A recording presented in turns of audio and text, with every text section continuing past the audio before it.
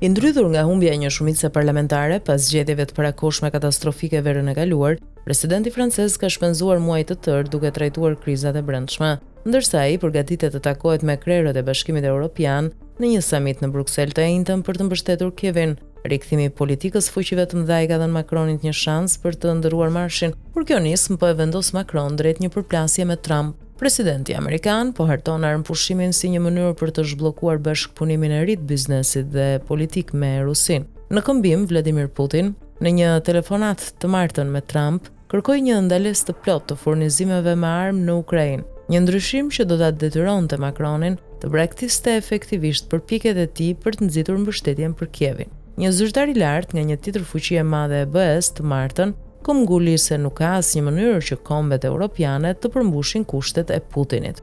Zëdhënësia e qeverisë franceze Sophie Primas tha të mërkurën se ato kushte janë jo reale dhe Macron po flet me Trump dhe presidentin e Ukrainës Volodymyr Zelensky në përditshmëri ndërsa ai kërkon të përparojë. Me shtytjen e Trump për një ritëm të shpejtë të armëpushimit në javët e fundit, Macron ka pritur shefat ushtarak të më shumë se 30 vendeve dhe ministrat e mbrojtjes të fuqive kryesore ushtarake të Europës, si dhe grupe ad hoc të liderëve europian. Krahas kryeministrit të Mbretërisë Bashkuar Keir Starmer, ai po bashkon 37 vende që po përgatisin mbështetje ushtarake për Kievin pas arritjes së armëpushimit.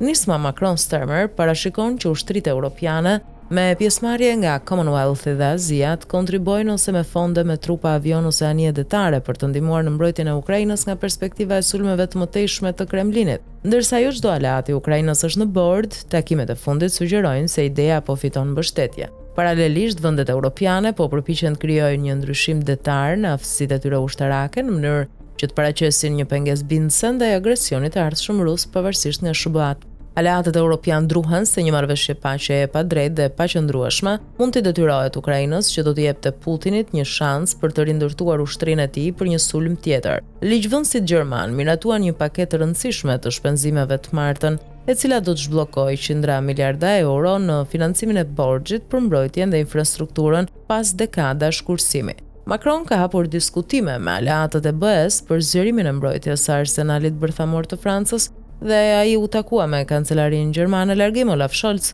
si dhe pasardhësin e tij Friedrich Merz në Berlin të martën për të koordinuar pozicionet e tyre përpara bisedimeve të së njëjtës, ndërsa liderët europian përpiqen të ndjekin mendsinë e shtëpisë së bardhë dhe të hartojnë përgjigjen e tyre. Marrëdhënia e gjatë e Macronit me Trump i jep atij një rol të rëndësishëm. Pas një samiti të BE-s në fillim të këtij muaji, presidenti francez, i cili e njeh Trumpin që nga mandati i tij i parë, informoi homologun e tij amerikan për më shumë se gjysmë ore, sipas një zyrtari francez. Macron beson se Trump vlerëson lidhjet personale. Presidenti francez u ka thënë ndihmësve se megjithse Trump nuk është një dëgjues i mirë, nëse gjeni argumentin e duhur mund të tërhiqni vëmendjen e tij.